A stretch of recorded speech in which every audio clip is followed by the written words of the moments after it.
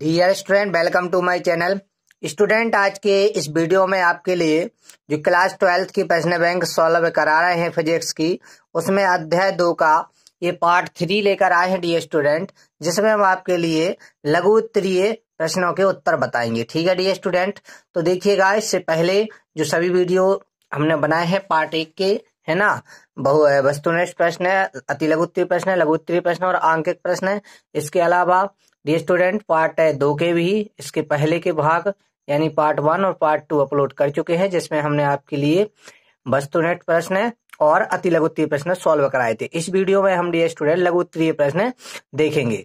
ये सभी वीडियो यदि आप देखना चाहते हैं तो डिस्क्रिप्शन में प्लेलिस्ट की लिंक दी हुई है, वहां से आप क्रम से वीडियो देख लीजिएगा। ठीक है डियर स्टूडेंट, और कोई भी प्रॉब्लम होती है आपके लिए तो कमेंट में बताइएगा, और व्हाट्सएप ग्रुप की भी लिंक डिस्क्रिप्शन में दी हुई है, तो वहां से आप जाकर व्हाट्सएप ग्रुप से भी आप जुड़ जाइएगा। ठीक है डियर स्टूडेंट, चलिए तो अब हम सबसे पहला प्रश्न देखते हैं लघु उत्तरीय प्रश्न का। पहला प्रश्न है कि किसी विद्युत क्षेत्र में एक पराविद्युतता रख देने पर विद्युत क्षेत्र की तीव्रता क्यों घट जाती है। ध्यान रखिए, पराविद्युत रख देने से जो विद्युत क्षेत्र की तीव्रता ये घट क्यों जाती है, हमें ये बताना है।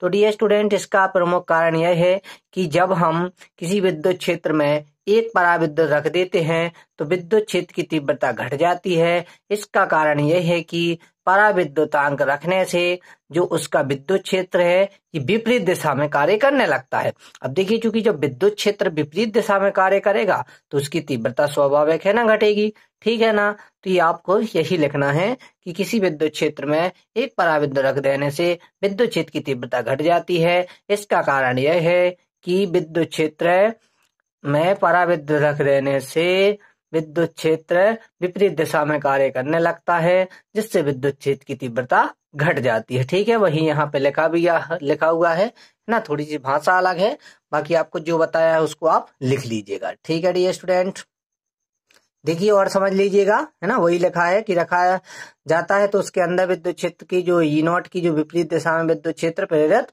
हो जाता है, मतलब कार्य करने लगता है, तो उसके अंदर नेट विद्युत क्षेत्र ई बराबर क्या होता है, E naught minus E minus cap, है ना। इस प्रकार उसके अंदर विद्युत क्षेत्र की तीव्रता घट जाती है ना, मतलब जो ई वेक्टर और ई नॉट वेक्टर है, ठीक है ना, तो ई एफ वेक्टर है, मतलब जो ई वेक्टर है ये E naught vector minus E F vector के बराबर होता है। ठीक है ना, इस वजह से उसकी विद्युत क्षेत्र की तीव्रता घट जाती है। ठीक है, बाकी आपके लिए जैसा बताया उसको आप अच्छे से लिखिएगा। देखिएगा, अगला प्रश्न है इसका कि विद्युत जो विभव है किसे कहते हैं, मतलब विभव किसे कहते हैं, और किसी चालक के जो विभव को प्रभावित करने वाले कारकों के नाम भी बताना है, और बताइए कि ये विभव को किस प्रकार प्रभावित करते हैं।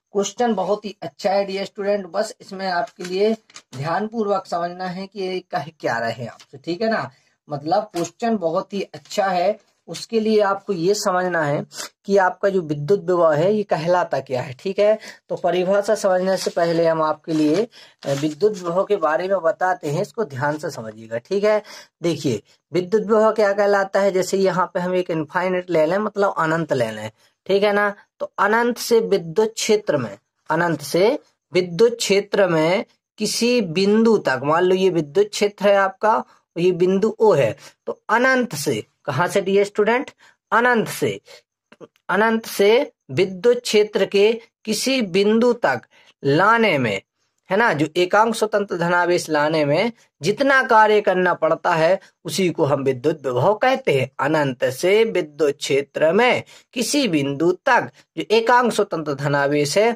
उसको लाने में जितना कार्य करना पड़ता है उसी को हम विद्युत विभव कहते हैं। ठीक है डियर स्टूडेंट, इसका जो मात्रक है वो वोल्ट होता है, वही आप समझ लीजिएगा। देखिए वही लिखा हुआ है कि एकांक धनावेश को अनंत से विद्युत क्षेत्र के किसी बिंदु तक लाने में जितना कार्य करना पड़ता है उसे उस बिंदु का विभव कहते हैं, वही हमने आपके लिए बताया अभी था।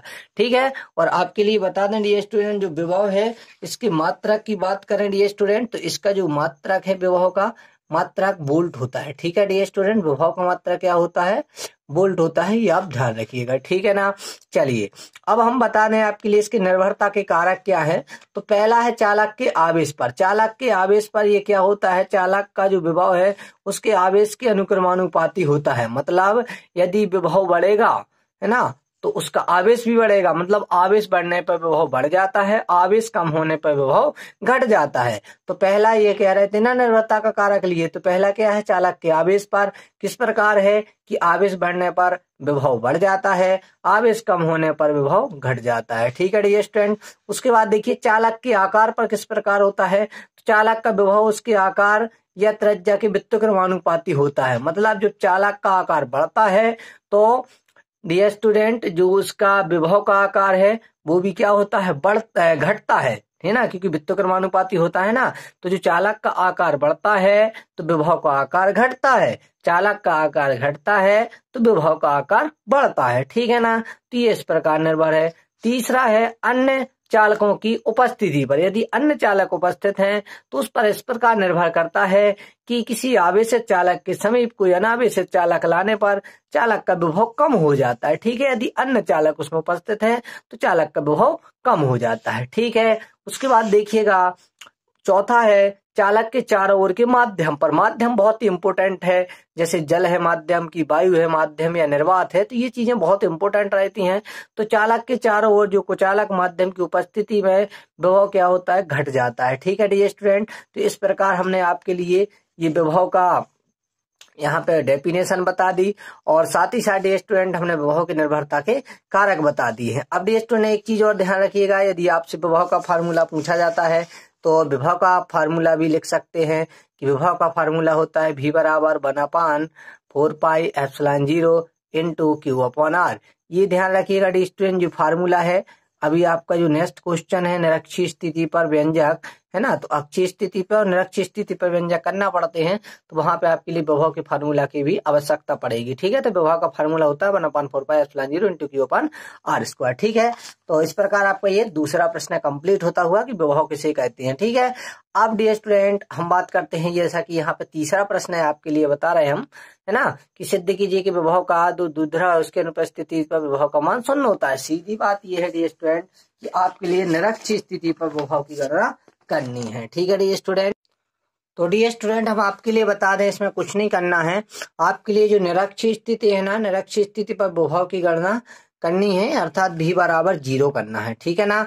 ये आपके लिए सिद्ध करना है।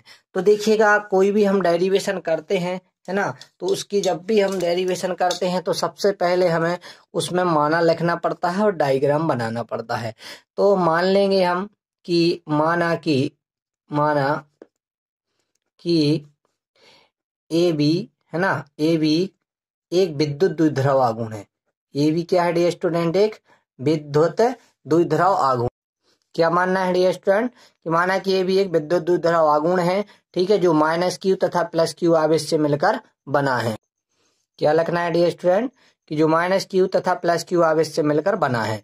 ठीक है। अब हम क्या करेंगे स्टूडेंट की जो इसका जो डायग्राम है वो किस तरीके से बनाएंगे, ये आप ध्यान से समझ लीजिएगा। बहुत सिंपल है इसका डायग्राम। आपको करना कैसे ये ध्यान दीजिएगा। जब तक आप पे डायग्राम नहीं बनेगा डियर स्टूडेंट तब तक आप इसे जो आपका ये डेरिवेशन है इसको आप करने में असमर्थ ही रहेंगे। ठीक है। तो आप ध्यान से समझिएगा। देखिए यहाँ पे जो AB है, AB हमने एक विद्युत द्विध्रुव आघूर्ण ले लिया है। ठीक है ना। इसके जो मध्य बिंदु आपका O है, यहाँ पे इसको O को ले लेंगे। साथ ही साथ हम डियर स्टूडेंट क्या करेंगे कि ऊपर की ओर हम क्या करेंगे, एक R दूरी पर कोई बिंदु O ले लेंगे, जहां पे हमें क्या करना पड़ेगी, विभव की गणना करनी है। मतलब यहाँ पे कोई अक्षय नहीं रहेगा जहां पे हम विभव की गणना करनी है। ठीक है ना। इन दोनों को हम यहाँ पे इस टाइप से क्या करेंगे, हम मिला देंगे। ठीक है ना।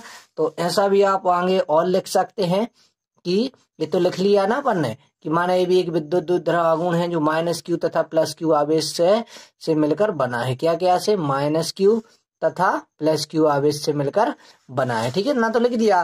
ठीक है ना। और बिंदु मध्य बिंदु O से R दूरी पर, है ना, R दूरी पर जो ऊपर की ओर हम देख रहे हैं तो क्या है डियर स्टूडेंट, एक बिंदु क्या है आपका P है स्थित। ठीक है। यहाँ पे हम P ले लेते हैं। माना यहाँ पे कोई बिंदु P स्थित है जहां पे हम विभव की गणना करेंगे। अब देखिए डियर स्टूडेंट, जब हम विभव की गणना करेंगे तो हमें इस भुजा की आवश्यकता पड़ेगी और ये भुजा और ये भुजा क्या है, दोनों समान है।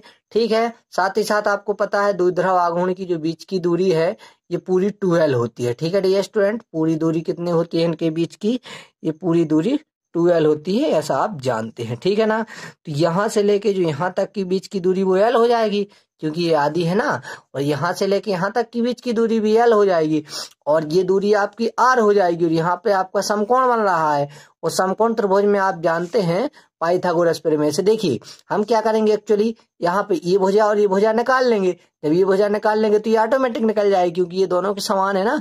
तो इस त्रिभुज को ले लेते हैं हम त्रिभुज AOP में, ठीक है ना। हम क्या करते हैं, पहला काम है हमारा कि हमें इसमें ये भुजा निकालना है, तो हम क्या करेंगे, त्रिभुज AOP में, ठीक है ना, त्रिभुज AOP में, ठीक है। ये जो आपका त्रिभुज AOP है ना, ये वाला AOP में हम क्या करेंगे डियर स्टूडेंट, पाइथागोरस प्रमेय लगाएंगे। क्या लगाएंगे डियर स्टूडेंट, पाइथागोरस प्रमेय लगाएंगे, ठीक है ना। तो पाइथागोरस प्रमेय कहती है आपका कि कर्ण का वर्ग बराबर लंब का वर्ग प्लस आधार का वर्ग। क्या कहती है डियर स्टूडेंट, कर्ण का वर्ग बराबर लंब का वर्ग प्लस आधार का वर्ग। तो कर्ण क्या है, समकोण त्रिभुज में सबसे बड़ी भुजा को कर्ण कहते हैं। कर्ण है यहाँ पर AP, तो यहाँ पे लिखेंगे हम AP वर्ग बराबर लंब क्या है आपका, लंब देखिएगा ये OP रखा हुआ है, तो ये आपका OP वर्ग हो जाएगा। आधार आपका देखिए यहाँ से लेके यहाँ तक की दूरी क्या है आपकी AO है, ठीक है डियर स्टूडेंट, क्या है आपकी AO है, तो ये AO वर्ग हो जाएगा। देखिए अब हम क्या करेंगे, जब हम इसकी डायरेक्टली AP निकालेंगे तो इस साइड ये वर्ग है, तो उस साइड ये क्या हो जाएगा आपका, ये वर्गमूल हो जाएगा, और अंदर जो भी था OP वर्ग प्लस AO वर्ग, ये जहां का तहां रहेगा, ठीक है। अब एक्चुअली क्या होगा डियर स्टूडेंट, इसकी हम वैल्यू को पुट कर देंगे। AP बराबर से अंडर रूट के अंदर OP देखिएगा, O और P कितनी है दूरी बीच की, R है, तो वर्ग का वर्ग रहेगा, तो R वर्ग प्लस AO क्या है डियर स्टूडेंट, AO देखिएगा, AO आपका क्या है L है, क्योंकि ये पूरी दूरी 2L थी ना, तो ये आधी आधी हो गई, इसलिए L हो गई, मतलब L वर्ग हो जाएगा, ठीक है। तो AP बराबर हो जाएगा R वर्ग धन L वर्ग, ठीक है ना। तो इस प्रकार डियर स्टूडेंट आपने क्या किया कि यहाँ पे AP की वैल्यू निकाल ली, ठीक है ना। अब देखिएगा चूंकि जो AP है, AP बराबर क्या है डियर स्टूडेंट, आपका VP है, भाई देखिएगा ना, AP बराबर आपका क्या है, ये VP है ना। तो जब ये आपने निकाला, अभी ये कितना निकाला, R वर्ग धन L वर्ग, R वर्ग धन L वर्ग। जब आपका R वर्ग धन L वर्ग ये आया, तो AB क्या होगा डियर स्टूडेंट, आपका AB वही होगा ना कि R वर्ग धन L वर्ग, ठीक है। तो दोनों ये समान है चूंकि, तो यहाँ पे हम वही लिखेंगे, चूंकि AP बराबर क्या है आपका BP है, इसलिए हम लिख सकते हैं कि AP बराबर से BP बराबर से R वर्ग धन L वर्ग, R वर्ग धन L वर्ग अंडर रूट के अंदर, ठीक है ना। ये चीज को आप ध्यान रखिएगा। अभी तक डियर स्टूडेंट जो भी हमने आपके लिए बताया है, इसका आप सबसे पहले स्क्रीनशॉट ले लीजिएगा, है ना। अब हम आगे बढ़ते हैं। देखिए हमें इसकी आवश्यकता पड़ेगी अभी, तो देखिए अब एक्चुअली हम क्या करते हैं, पहले माइनस क्यू आवेश के कारण, फिर प्लस क्यू आवेश के कारण हम बिंदु जो आपका P है उस पर विभव की गणना करते हैं। तो सबसे पहले हम क्या करेंगे, प्लस क्यू आवेश के कारण बिंदु P पर विभव, ठीक है ना। क्या लिखेंगे डियर स्टूडेंट, हम प्लस क्यू आवेश के कारण बिंदु P पर विभव, प्लस क्यू आवेश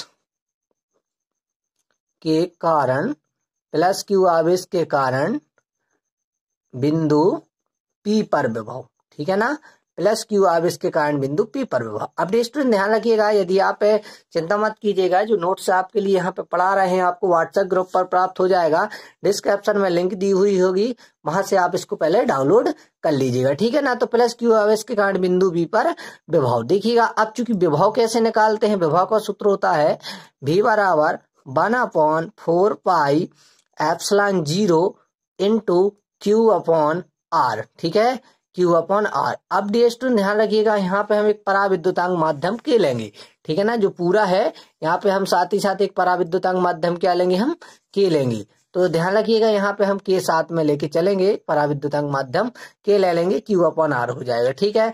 अब चूंकि देखिए हमें क्या करना है, पहले प्लस क्यू आवेश के कारण बिंदु P पर विभव को V1 मान लेंगे, तो ये सूत्र है 1/4 पाई एप्सिलॉन 0 के पराविद्युतांक माध्यम ले लिया, और ये आपका जो Q था वो Q रहेगा ना, प्लस Q था ना, Q ही रहेगा, और R की जगह दूरी क्या निकाली है, R वर्ग धन L वर्ग। देखिए यही तो दूरी है ना, प्लस क्यू आवेश के कारण निकालना है, तो यही तो दूरी है ना, तो R वर्ग धन L वर्ग वही इसकी R वर्ग धन L वर्ग अंडर रूट के अंदर, ठीक है।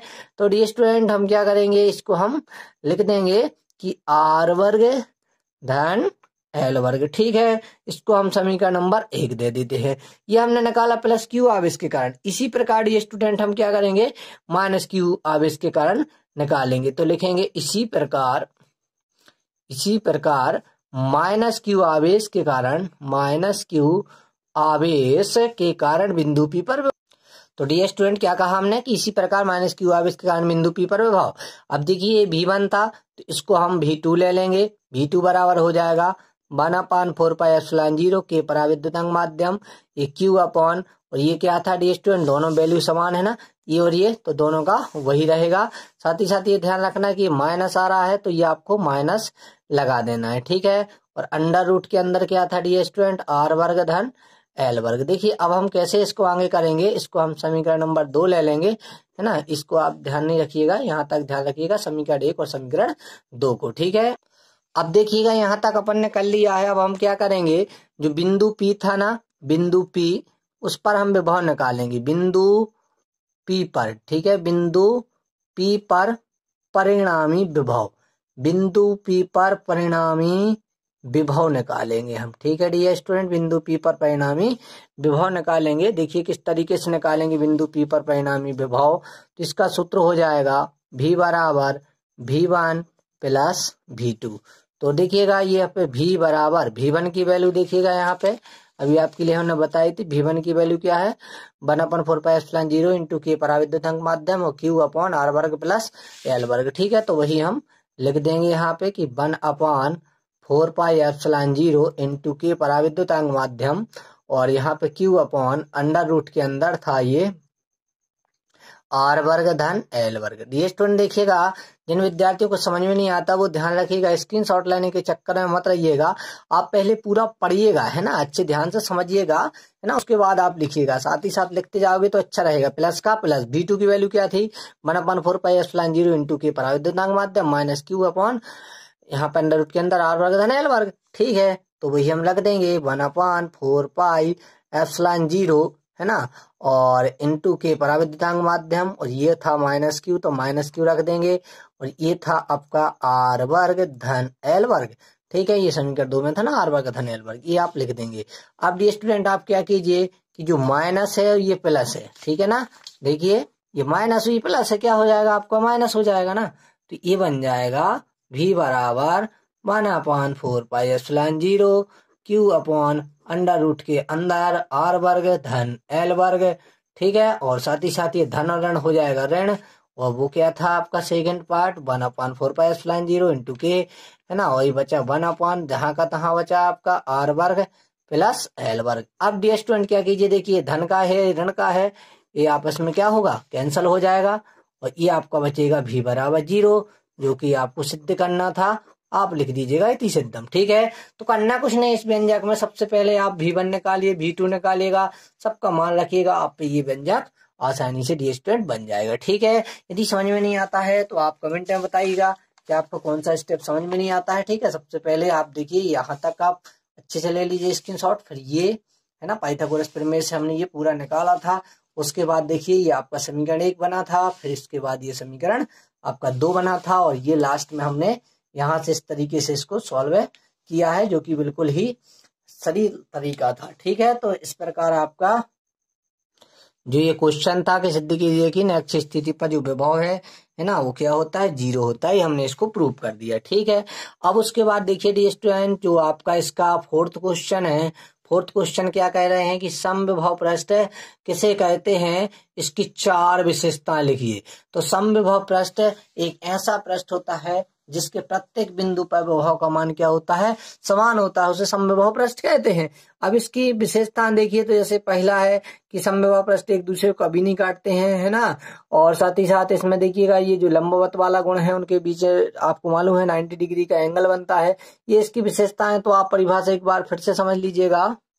देखिए डी स्टूडेंट, हमने आपके लिए समविभव पृष्ठ की परिभाषा थी लघुत्तरीय में भी बताई थी कि जिस पृष्ठ के प्रत्येक बिंदु पर विभव एक समान रहता है उसे समविभव पृष्ठ कहते हैं।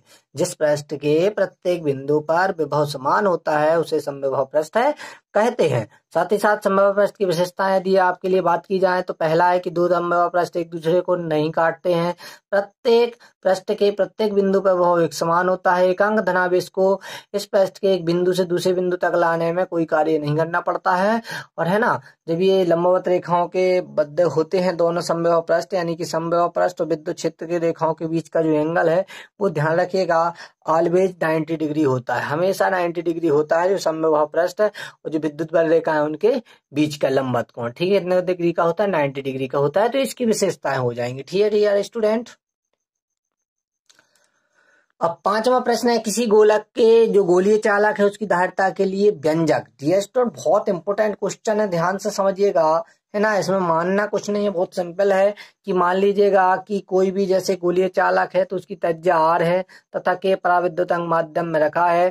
ठीक है, और मान लीजिएगा कि जो गोले है उसको q आवेश दिया जाता है। ठीक है ना, इतना आप माना लिख दीजिएगा, इससे ज्यादा नहीं लिखना है आपको। ठीक है, कि माना कि गोलीय चालक की त्रिज्या स्मॉल r है तथा k पराविद्युतांक के माध्यम में रखा गया है, माना गोले को q आवेश दिया जाता है, इतना ध्यान रखिएगा। ठीक है, इस टाइप से आप ये पूरा डायग्राम सेम टू सेम आप बना दीजिएगा। ठीक है डियर स्टूडेंट।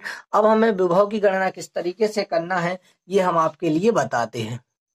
तो डायग्राम डियर स्टूडेंट आप समझ गए, माना भी आप समझ गए हैं कि कुछ नहीं करना है। मान लीजिएगा कि माना गोलीय जो चालक है उसकी त्रिज्या आपकी स्मॉल r है, ठीक है ना, तथा उसको q आवेश दिया जाता है। अब डियर स्टूडेंट्स में दो ही फार्मूला का आपके लिए है और कुछ नहीं है। तो सबसे पहले आप देखिएगा, पहले हम नंबर क्या करेंगे, जो गोलीय चालक है ना, गोलीय चालक के जो कोई भी बिंदु है उस पर हम विभव निकालेंगे। ठीक है ना, तो गोले की चालक है जो उसके पृष्ठ पर स्थित जो बिंदु है उस पर विभव निकालते हैं। ठीक है ना, तो स्थित बिंदु पर विभव, ठीक है ना, जो गोलीय चालक है उस पर स्थित जो बिंदु है ना, बिंदु उस पर हम क्या निकालेंगे दोस्तों, बिंदु पर विभव निकालेंगे। अब विभव का आपके लिए फार्मूला डियर स्टूडेंट मालूम है कि जो विभव है, विभव का फार्मूला क्या होता है डियर स्टूडेंट, v बराबर 1/4 पाई एप्सिलॉन 0। अब के पराविद्युतांक माध्यम रखा है तो आप के पराविद्युतांक माध्यम भी रख दीजिएगा, और ये था q/r, है ना, ये आपका फार्मूला होता है। इसको आप समीकरण नंबर 1 बना लीजिएगा।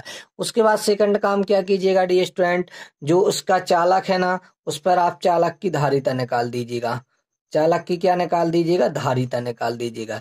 ये जो व्यंजक डियर स्टूडेंट करा रहे हैं इसके पहले भी हमने इनको करा चुके हैं, जब सिलेबस आपको पढ़ा रहे थे, तो वहां से भी आप वीडियो देख लीजिएगा प्ले लिस्ट में, वहां से भी आपके लिए वीडियो मिल जाएगा। वहां पे आपके लिए बोर्ड पर समझाया है और अच्छे से आपको समझ में आ जाएगा दोनों व्यंजक, ये गोलीय चालक की धारिता के लिए व्यंजक जो और अभी आपके लिए पहले करा चुके हैं हम, उसमें जिसमें आपके लिए नक्की स्थिति पर विभव शून्य होता था, वहां पे हमने नक्की स्थिति पर भी कराया है, किसी बिंदु पर भी कराया है, तो उस प्ले लिस्ट की लिंक भी दे देंगे, वहां से आप वो भी देख लीजिएगा।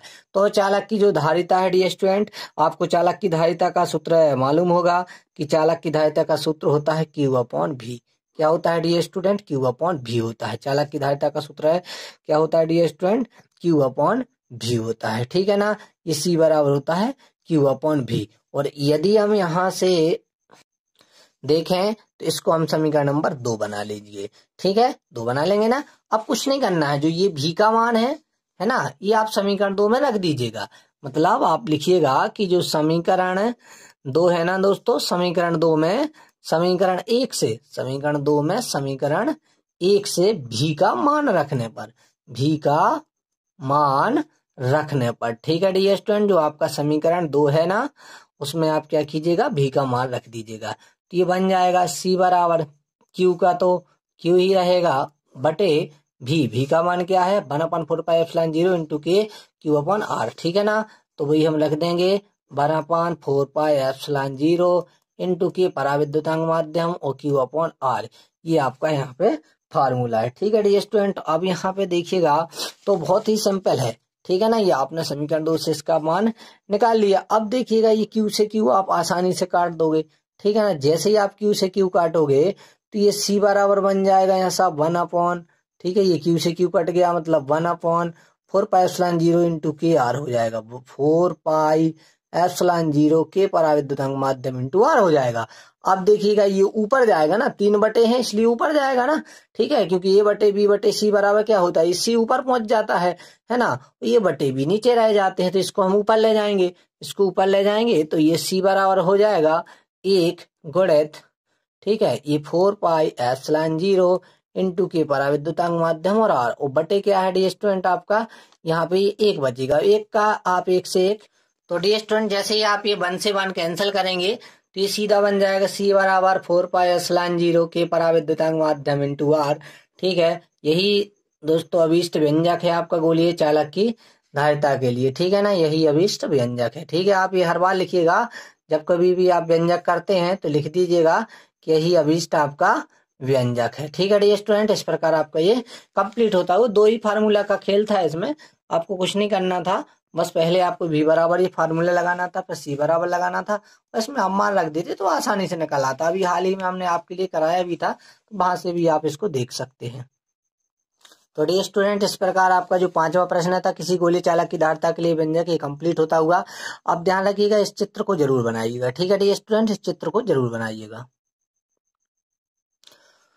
अब देखिएगा डी स्टूडेंट, जो आपका 6वां प्रश्न है कि एक आवेशित समांतर प्लेट संधारित्र की प्लेटों के बीच की जो दूरी बढ़ाने से उसकी जो धारिता विभवांतर विद्युत क्षेत्र पर क्या प्रभाव पड़ेगा। तो डी स्टूडेंट जैसे ही आप प्लेट संधारित्र की प्लेटों के बीच की दूरी बढ़ाएंगे तो जो आपका दूरी है मतलब सी गुणित हो जाएगा 1/d, अर्थात जो प्लेटों के बीच की दूरी बढ़ने पर संधारित्र की धारिता घटेगी। ध्यान रखिए, जितनी आप दूरी बढ़ाओगे उतना संधारित्र की धारिता कम होगी। और डी स्टूडेंट जो विभवांतर की बात कर लें V1 V2 से देखें यदि हम, तो सिग्मा अपॉन एप्सिलॉन 0 गुणित d होगा, अर्थात प्लेटों के बीच का जो विभवांतर है दूरी बढ़ने पर बढ़ जाएगा, ठीक है ना। विभवांतर तो दूरी बढ़ने पर बढ़ जाएगा, लेकिन ध्यान रखिएगा धारिता उसकी घट जाएगी। अब हम डी स्टूडेंट यदि विद्युत क्षेत्र पर की बात करें तो उस पर क्या होता है, फार्मूला होता है U बराबर 1/2 इंटू क्यू भी, अतः जो प्लेटों के बीच की दूरी है उसका विभवांतर बढ़ेगा तो ऊर्जा भी बढ़ेगी। जब आपका विभवांतर बढ़ेगा तो उसकी ऊर्जा भी बढ़ेगी ना डी स्टूडेंट, ठीक है ना, क्योंकि सूत्र होता है इसका, है ना, जो विद्युत क्षेत्र है उसके लिए आपको निकालना पड़ेगा ना U, तो U बराबर होता है 1/2 इंटू क्यू भी, ठीक है ना, अर्थात उसकी जब जो विभव बढ़ जाएगा तो स्वाभाविक है कि उसकी ऊर्जा भी बढ़ जाएगी, ठीक है ना। तो यही आपको बताना था कि क्या प्रभाव पड़ेगा, तो ये आप समझ गए। फिर से देखिएगा कि जब उसकी दूरी बढ़ाएंगे तो संधारित्र की धारिता घट जाएगी, ठीक, विभवांतर बढ़ जाएगा, ठीक, दूरी बढ़ती है तो विभवांतर बढ़ेगा, जब विभवांतर बढ़ेगा तो उसकी जो विद्युत क्षेत्र है वो भी आपका बढ़ेगा, ठीक है डी स्टूडेंट। इस प्रकार आपका ये कंप्लीट होता हुआ। 7वां प्रश्न है कि क्या कारण है कि जो किसी आवेशित खोखले के चालक के अंदर प्रत्येक बिंदु पर विभव समान रहता है। तो विभव समान होने का कारण क्या है, ठीक है ना, क्योंकि जो आपका जो आवेशित खोखला गोला है उसकी यदि हम विभव की बात करें डी स्टूडेंट, तो उसकी यदि हम बात करें तो क्योंकि जो खोखले गोला है ना, गोले जो अंदर है एकांक धनावेश को एक बिंदु से दूसरी बिंदु तक लाने में कोई कार्य नहीं करना पड़ता है। जब कार्य नहीं करोगे तो विभव क्या रहेगा डी स्टूडेंट, नियत रहेगा, अर्थात शून्य रहेगा, ठीक है। तो यही उसका कारण है, ठीक है डी स्टूडेंट, तो यही आप इसमें लिख दीजिएगा। अब बहुत ही अच्छा क्वेश्चन है डी स्टूडेंट, ये आपका न्यूमेरिकल क्वेश्चन है, ठीक है। एक गोलीय चालक की धारिता 1 माइक्रोफैराडे में ज्ञात कीजिए तथा इसका अर्धव्यास भी निकालिए, ठीक है। इसको अभी हम न्यूमेरिकल क्वेश्चन को आपके लिए कराते हैं डी स्टूडेंट कि हमें इसके लिए किस तरीके से करना है। एक और न्यूमेरिकल क्वेश्चन है आपका कि ये 6400 किलोमीटर त्रिज्या वाली पृथ्वी की जो विद्युत धारिता है इसको माइक्रोफैराडे में ज्ञात कीजिए। ये भी आपके लिए हम कराते हैं ना अंकित प्रश्न डी स्टूडेंट, ठीक है ना, इसी में कराएंगे या फिर अलग से अंकित प्रश्न का बनाएंगे तो उसमें देखते हैं, ठीक है डी स्टूडेंट। यदि वीडियो लंबा नहीं होता है तो आपके लिए हम इसी में ये करा देंगे, अदरवाइज डी स्टूडेंट जितने भी अंकित प्रश्न है इसको अलग से आपके लिए बताएंगे, ठीक। चलिए अब हम बात करते हैं इसके कुछ और प्रश्नों के। तो देखिए सामांतर क्रम और श्रेणी क्रम में आपके लिए संधारित्रों का संयोजन जरूर आएगा, ठीक है। तो आपके लिए जरूर सीखना है। सबसे पहले तो आप समांतर क्रम में देखिएगा, समांतर क्रम का मतलब होता है समान अंतर पर, ठीक है। तो इस तरीके से हमने ये 3 संधारित्र इसमें जोड़े हुए हैं। इसका व्यंजक ध्यान से समझिएगा। इससे पहले हमने आपके लिए बनाए हुए हैं वीडियो, आपके लिए हम इसकी लिंक डाल देंगे तो वहां से आप देख लीजिएगा, ठीक है ना। बाकी यहाँ पर भी आप फिर से समझ लीजिए ताकि आपका रिवीजन हो जाए, ठीक है। तो यहाँ पे हमने एक गुटका बनाया है, ये भी है ना, ये इस टाइप से गुटका बनाया है। उसमें देखिए हमने 3 संधारित्र जोड़े हैं, C1 C2 C3। आपको मालूम है ना किस साइड प्लस होते हैं, किस साइड माइनस होते हैं। आवेश दिया है हमने Q1, Q2 और Q3। देखिएगा इसका विभव समान है, ठीक है ना। विभव क्या है डी स्टूडेंट, समान है, ये पृथ्वी आपकी है। तो यहाँ पे हम क्या करेंगे डी स्टूडेंट्स का आवेश निकालेंगे, Q1 Q2 Q3, ठीक है ना। तो मान लेंगे कि माना 3 संधारित्र C1 C2, ठीक है, वह C3 समांतर क्रम में जुड़े हैं, जिन पर क्रमशः Q1 Q2 व Q3 आवेश है। ध्यान से समझिएगा, माना क्या लिखना है कि माना की 3 संधारित्र C1 C2 व C3 समांतर क्रम में जुड़े हैं, जिन पर क्रमशः Q1 Q2 व Q3 आवेश है। माना इनके बीच विभव भी है। तब हम क्या करेंगे डी स्टूडेंट, तो ये जब हम मान लेंगे डी स्टूडेंट, है ना, इस चित्र के अकॉर्डिंग, ठीक है, इस चित्र के अकॉर्डिंग जब हम मान लेंगे तो आपको क्या करना पड़ेगा, है ना, उनके बीच का यदि हम विभव भी मान लेंगे तो आपको मालूम होगा डी स्टूडेंट कि चूंकि जो आपका संधारित्र है धारिता है C बराबर सूत्र होता है Q/V, ठीक है ना। तो यहाँ से देखिएगा, यदि हम देखें तो आपका जो ये Q है, ये Q बराबर क्या हो जाएगा, इसका आपस में गुणा हो जाएगा, यानी कि C/V हो जाएगा, ठीक है। Q बराबर क्या हो जाएगा, C/V हो जाएगा।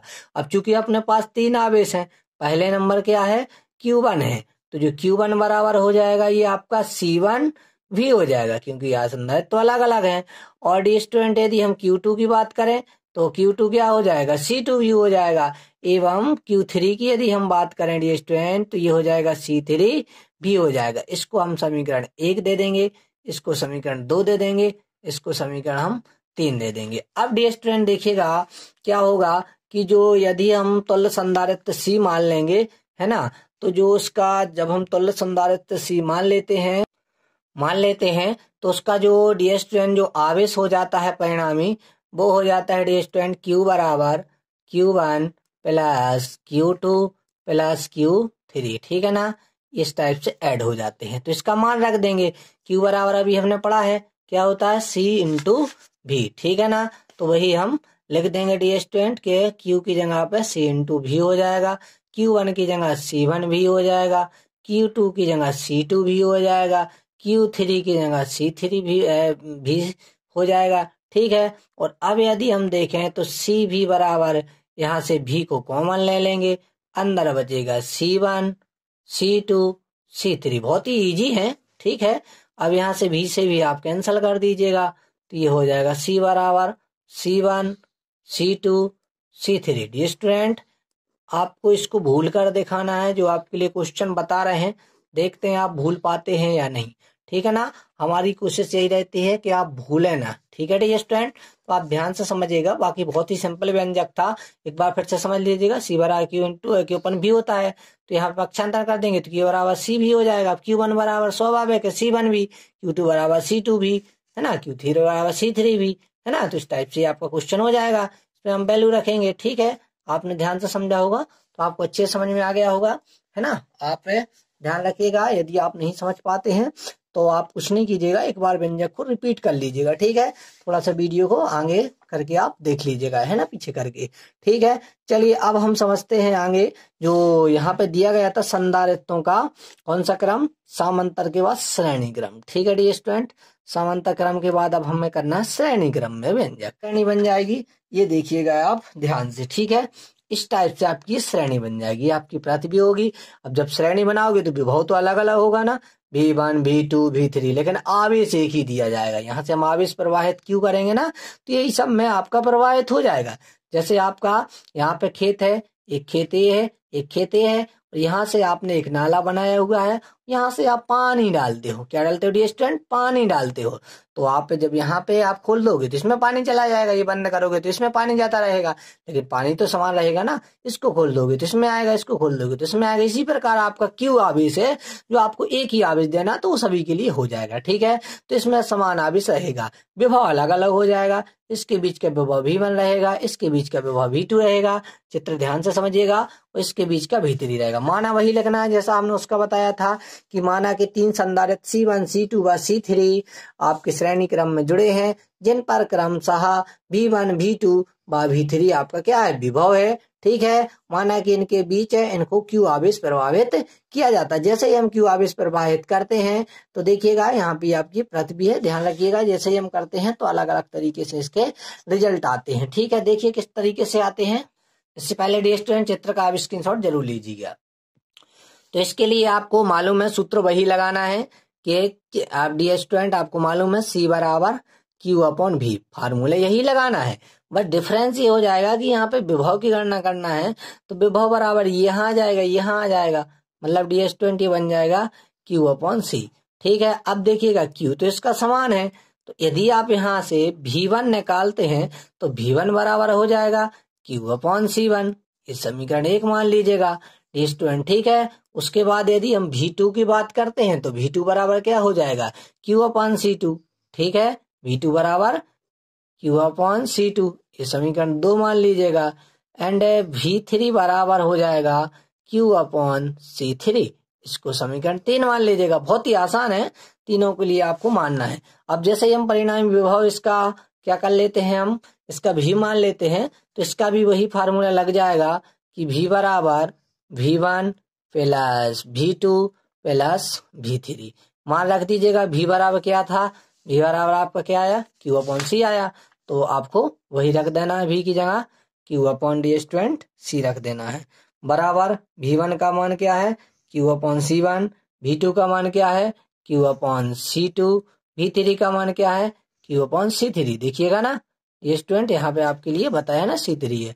ठीक है ना, तो इस टाइप से आप इसको लिख दीजिएगा। ठीक है, अब हम क्या करेंगे, इसमें से हम Q को कॉमन लेंगे। ठीक है, जैसे डी स्टूडेंट हम इसको Q को कॉमन लेते हैं तो यहाँ पे जो Q/C है, यहाँ पे ये Q/C बराबर बन जाएगा, Q को कॉमन लेंगे, यहाँ पे बन जाएगा 1/C1, 1/C2 और 1/C3। ठीक, यहाँ से Q से Q कट जाएगा तो आपका बन जाएगा 1/C बराबर 1/C1 plus 1/C2 plus 1/C3। ठीक है ना, यही अभिष्ट आपका ये व्यंजक हो जाएगा। ठीक है स्टूडेंट, तो बहुत सिंपल व्यंजक था, बाकी आपके लिए समझ में आ गया होगा।